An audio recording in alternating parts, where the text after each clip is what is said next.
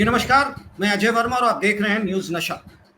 एक ऐसा मुद्दा, टॉपिक, इशू जो पिछले 1.5-2 महीनों में हम आपके साथ रोज डिस्कस करते थे या आप रोज मीडिया में देखते थे, ट्रेडिशनल टेलीविजन या प्रिंट मीडिया में, और आज की तारीख में हम उससे थोड़े दूर हो गए हैं क्योंकि एक नया मुद्दा आ गया।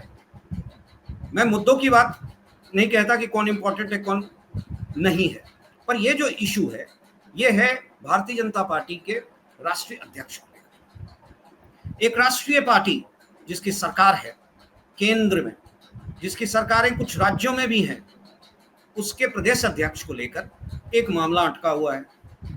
भारतीय जनता पार्टी जो पॉलिटिकल पार्टी है और उसके गार्जियन पार्टी जो कि राष्ट्रीय स्वयं संघ है।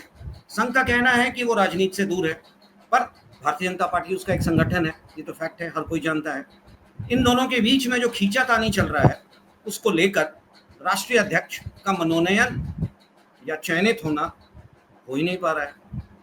भारतीय जनता पार्टी के कॉन्स्टिट्यूशन के हिसाब से 50% राज्यों में चुनाव होना है।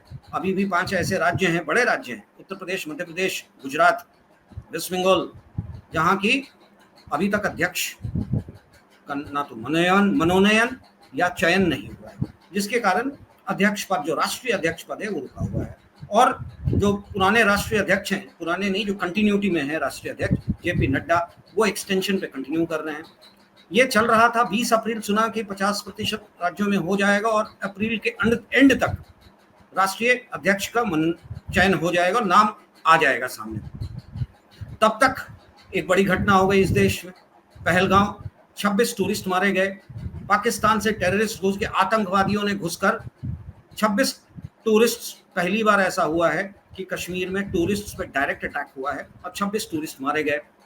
इसमें इंटेलिजेंस की भी चूक है, इसमें सरकार की तरफ से नए नए बयान आ रहे हैं। 5 प्रमुख मुद्दों पे सरकार ने एक्शन भी ले लिया है। लोगों की चाहत है कि पाकिस्तान में घुसकर मारें, क्या होगा नहीं होगा वो तो अलग चीज़ है, वो भी कहीं ऐसा ना हो तारीख पे तारीख।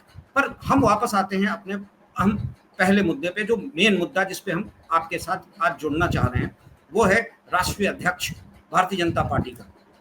2 बड़े नाम आए थे, संजय विनायक जोशी और मनोहर लाल खट्टर और नितिन गडकरी। अखबारों में मैं देखता हूँ आज की तारीख में, कल मैं अखबार पढ़ रहा था, बड़े अखबार हैं, उनमें 8 नाम थे, उनमें से कहीं भी इन तीनों का नाम नहीं है।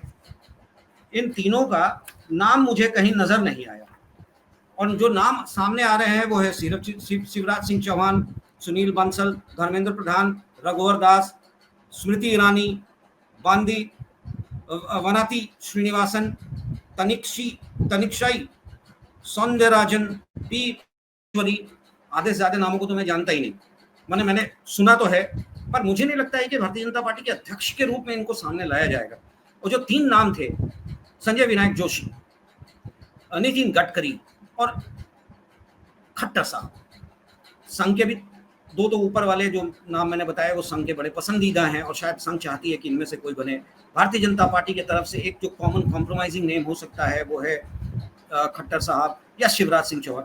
अगले नाम जो है भारतीय जनता पार्टी। आगे क्या होगा ये हम जानना चाहते हैं कि इस मुद्दे पे इस देश में संघ और भारतीय जनता पार्टी क्या कार्रवाई कर रही है और क्या हो रहा है, जिससे कि और कब तक इस देश में ये अनाउंस होगा, आम जनता ये जान लेगी कि नया अध्यक्ष भारतीय जनता पार्टी जो राष्ट्रीय अध्यक्ष है पार्टी का, और उस पार्टी का जिसकी सरकार है केंद्र में, कौन अध्यक्ष बनने वाला है। हम अपने मित्र और वरिष्ठ पत्रकार सुभाष सिरके जी के पास चलते हैं। सुभाष जी, क्या है इस मुद्दे पे डेवलपमेंट अभी तक?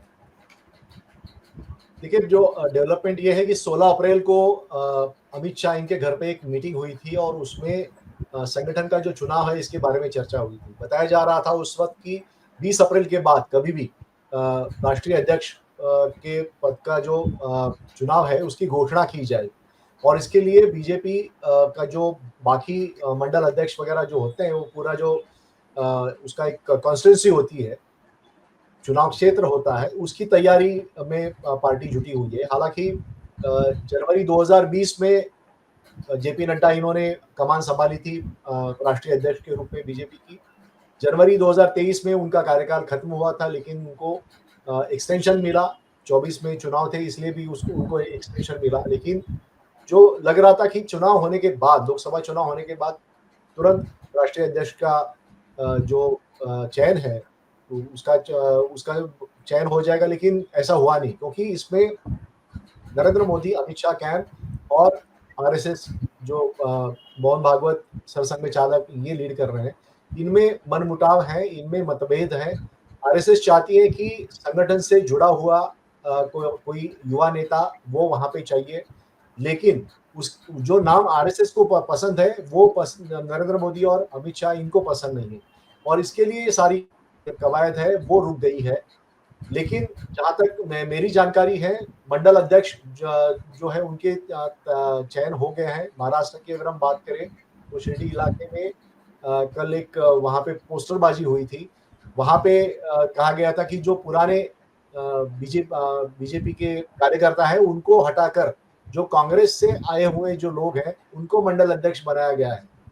ये पूरा इलाका राधाकृष्ण विखे पाटिल जो कभी कांग्रेस में बड़े नेता थे, वो बीजेपी में आए हैं और वो मंत्री भी है, तो उनका इलाका है, उनकी कॉन्स्टिट्यूंसी है, यहाँ पे ये कंप्लेंट शुरू हुई। तो जाहिर है कि ऐसी कई चीजें हुई है जिसमें बीजेपी के जो पुराने कार्यकर्ता है वो भी नाराज है, क्योंकि बहुत सारी इनकमिंग बीजेपी में हुई है, और इस इनकमिंग जो कांग्रेस और बाकी पार्टियों से जो लोग आए हैं वो अपने कॉन्स्टिट्यूंसी में अपने ही लोग चाहेंगे पार्टी पर पकड़ बने रहने के लिए, और यही कारण है कि ये मनमुटाव चल रहा है। तो लोकल लेवल पे एक मनमुटाव चल रहा है, नाराजगी चल रही है, और सेंटर लेवल पे हम देख रहे हैं कि नरेंद्र मोदी और मोहन भागवत ये तय नहीं कर पा रहे हैं। बीच बीच में तो खबरें ये भी आई थी कि क्या नरेंद्र मोदी आरएसएस को किनारे करके खुद अपनी बीजेपी की अपनी राजनीति चलाएंगे। कुछ हद तक जेपी नड्डा इन्होंने इसकी घोषणा भी की थी कि हमें आरएसएस की जरूरत नहीं, लेकिन ऐसा नहीं हुआ है। अभी भी आरएसएस की पकड़ बीजेपी पर है, और ये यानी सबको अभी पता है कि विश्व का सबसे बड़ा राजनीतिक पार्टी माना जाने वाला इस पक्ष को अभी भी अपना अध्यक्ष जो है वो उसका चयन नहीं वो कर पा रहे।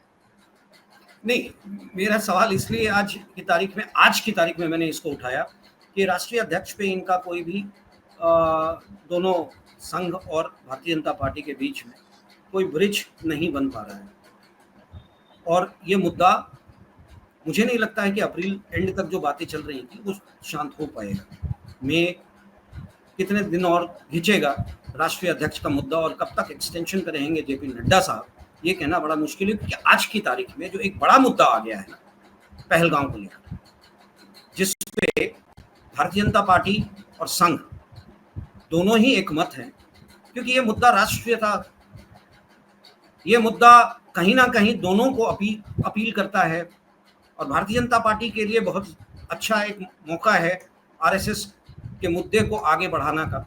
शायद इस पे कोई कॉम्प्रोमाइज तो नहीं, मैं कह रहा हूं ये नहीं होना चाहिए, पर एक मुद्दे को लेकर दूसरे मुद्दे को गौन करना और फिर उस मुद्दे पे लौटकर पहले पुराने मुद्दे के कारण अपनी बात मनवाना, ऐसी कोई चाल भी हो सकती है। देखिए, इसमें सवाल ये है कि पार्टी का जो प्रमुख पद है वो किसके हाथ में रहेगा, किसके कैंप में रहेगा, क्योंकि ये जो पार्टी अध्यक्ष है उसके नेतृत्व में 2029 का लोकसभा चुनाव होने जाएगा। नरेंद्र मोदी खुद सितंबर में 75 साल उनके पूरे हो रहे हैं। ऐसे में क्या उन्होंने जो यार्डस्टिक बाकी नेताओं को लगाई थी कि 75 के बाद उनको मार्गदर्शक मंडल में भेजना चाहिए, तो ऐसे ही क्या वो खुद मार्गदर्शक मंडल में रहेंगे, और उनके बाद क्या अमित शाह और या योगी आदित्यनाथ या फिर हमारे यहाँ से नितिन गडकरी या फिर देवेंद्र फडणवीस जाएंगे, इसके बारे में कोई अभी बात नहीं है। चर्चा भी चल रही है, लेकिन वो बीजेपी के अंदर की बात चल रही है।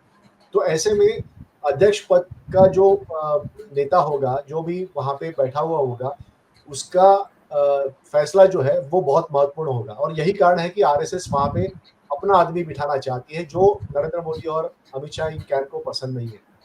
तभी मैं देख रहा था कि 3 दिन पहले जागरण में खबर थी कि बीजेपी का शीर्ष नेतृत्व पे अभी भी पसोपेश में है, अभी फैसला नहीं हुआ है, और 15 दिन के बाद जो इसके बारे में कुछ फैसला होने की संभावना जताई जा रही है। तो इसका मतलब है कि अखबारों में खबरें आ रही हैं, लेकिन जो आधिकारिक रूप में बीजेपी की तरफ से कोई कुछ भी नहीं था। बात नहीं की जा रही है। ये क्यों नहीं हो रहा है? क्या बीजेपी को ये मुद्दा इतना महत्वपूर्ण नहीं लगता? या फिर कभी बीजेपी ने ये भी कहा था कि शिवसेना का अध्यक्ष जो है वो तय नहीं हुआ था जब महाराष्ट्र में जो पूरा राजनीतिक संकट आया था, उस वक़्त बीजेपी ने शिवसेना के अध्यक्ष पद के बारे में बहुत सारी चर्चाएँ की थी। तो ज़ाहिर है कि उनके बारे में भी चर्चाएँ होगी। तो ऐसे में बीजेपी को सामने आके बताना चाहिए कि इसके बारे में क्या-क्या चल रहा है। दूसरा ये कि बीजेपी जैसी पार्टी जो सत्ता में है, ऐसी पार्टी में इस तरह का अगर एक दूसरे को रस्साकशी हो रही है, तो मुझे लगता है कि इसका असर फिर वो एडमिनिस्ट्रेशन पे भी होता है। जाते-जाते एक छोटा-सा सवाल आपसे मैं जानना चाहूँगा कि ये जो पहलगाँव की घटना हुई है, उस पे संघ का क्या विचार है? आपकी तो बातें संघ के लोगों से होती रहती है। संघ का क्या कहना है? What should be the action? How should the government act? Modi की सरकार को किस तरीके से इसको लेना चाहिए? क्योंकि आम जनता जो चाह रही है, संघ भी शायद उस मुद्दे पे उनके साथ है, जहां तक मेरी जानकारी है। आप बेहतर बता पाएंगे संघ का क्या कहना है कि पहलगांव के मुद्दे पे और पाकिस्तान के मुद्दे पे संघ क्या सोचता है, क्योंकि ये बड़ा मुद्दा है। संघ का जो रिस्पॉन्स है वो तो आरएसएस चीफ ने क्लियर किया है। उन्होंने स्पष्ट रूप से कहा है कि धर्म और अधर्म की ये लड़ाई है और इसमें हमारे पास जो भी ताकत है उसको दिखाने का समय आ गया। ये आरएसएस ने जाहिर रूप पे उन्होंने ये बात कही है। आरएसएस ने अपनी भूमिका स्पष्ट की है। लेकिन दूसरी तरफ उन्होंने बंगाल और बिहार में जो चुनाव है उसके लिए भी काम करना शुरू किया है और उसके लिए उनको लग रहा है कि ये जो मुद्दा है इसको लपक कर हिंदू मुस्लिम का जो मुद्दा है वो पूरा बंगाल और बिहार में फैलाने के लिए उनका आईटी सेल और बाकी जो कार्यकर्ता है वो भी पूरी तरह से कोशिश कर रहे हैं और प्रचार जो है वो शुरू हो गया है जिसकी लीडरशिप खुद प्रधानमंत्री नरेंद्र मोदी कर रहे हैं। तो ये जो मामला है वो वहाँ पे बिहार और जो बंगाल है वहाँ पर बीजेपी अभी तक पूरा कब्जा नहीं कर पाई है, उस क्षेत्र को जीत नहीं पाई है, उन राज्यों को जीत नहीं पाई है।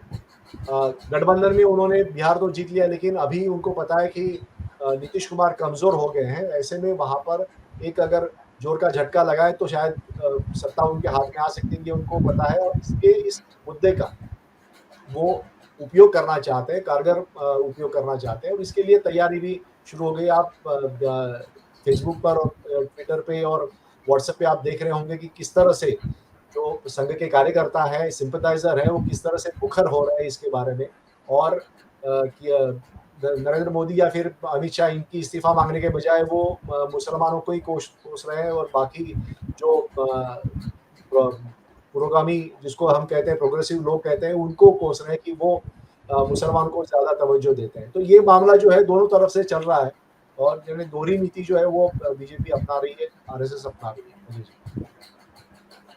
एक और छोटी सी बात, विपक्ष हमेशा खिलाफ रहता है सरकार के, पर कल के ऑल पार्टी मीटिंग में जब विपक्ष ने खुलकर साथ दिया और कहा कि आपको जो करना है करें, हम आपके साथ हैं, इसके पीछे क्या एंगल हो सकता है? क्या वो देखना चाह रहे हैं, परखना चाह रहे हैं कि मोदी जी क्या करने जा रहे हैं, या फिर उनको भी समझ में आ गया है कि राजनीति किस करवट ले रही है? सुभाष, देखिए ये जो घटना हुई है उससे लोग आहत है और ये तो सब सारी पार्टियां जानती है और एक आउटक्राई जिसको हम कहते हैं वो आउटक्राई पूरे देश में हुआ है और इसमें सरकार को पहल करनी चाहिए, सरकार को कदम उठाने हैं, ये भी विपक्ष जानता है। तो ऐसे में जो विपक्ष की राजनीति रही है अब तक, वो पिछली बार भी हमने देखा था कि 1971 वॉर के पहले अटल बिहारी वाजपेयी इन्होंने सपोर्ट किया था। उस वक्त वो विपक्ष के बड़े नेता थे, उन्होंने सपोर्ट किया था इंदिरा गांधी को और इसके बाद जो भी सरकारें आई है, जिन्होंने जो भी कदम उठाए हैं उसकी सराहना या फिर उसके साथ रहने का काम, फिर वो किसी भी पार्टी हो, वो सत्ता पक्ष के साथ रहने का काम उन्होंने किया है और यही कारण है कि सारी विपक्ष पार्टियां इस वक्त सरकार के साथ में है और सरकार को उन्होंने समर्थन दिया है कि जो भी कदम आपको उठाना है आप उठाइए। अब सवाल ये उठता है कि क्या नरेंद्र मोदी कारगर कदम कितना उठाते हैं या फिर बालाकोट की तरह एक छोटा-सा ऑपरेशन करके इस पूरे मामले को निपटा देते हैं और पूरा इस मामले का उपयोग करके बिहार और बंगाल में वोट बटोरने का काम करते हैं। ये देखना। चलिए, अच्छा लगा आपसे बात करके। हमने 2 बड़े मुद्दों पे एक दूसरे के साथ जो कहीं ना कहीं मिलता-जुलता है पे बात की। इंतज़ार है कि संघ का, ये भारतीय जनता पार्टी का राष्ट्रीय अध्यक्ष कब तक उसके नाम का खुलासा होगा और कब तक मोदी जी पहलगांव को रियल ट्रिब्यूट देते हैं। चलिए, अच्छा लगा, धन्यवाद, बहुत अच्छा लगा आपसे बात करके जी, धन्यवाद। और आप हमसे जुड़े रहने के लिए सब्सक्राइब करें YouTube पर, फॉलो करें Twitter पर और लाइक करें Facebook पर। और ज्यादा जानकारी के लिए आपको टाइप करना होगा सिर्फ न्यूज़ नशा।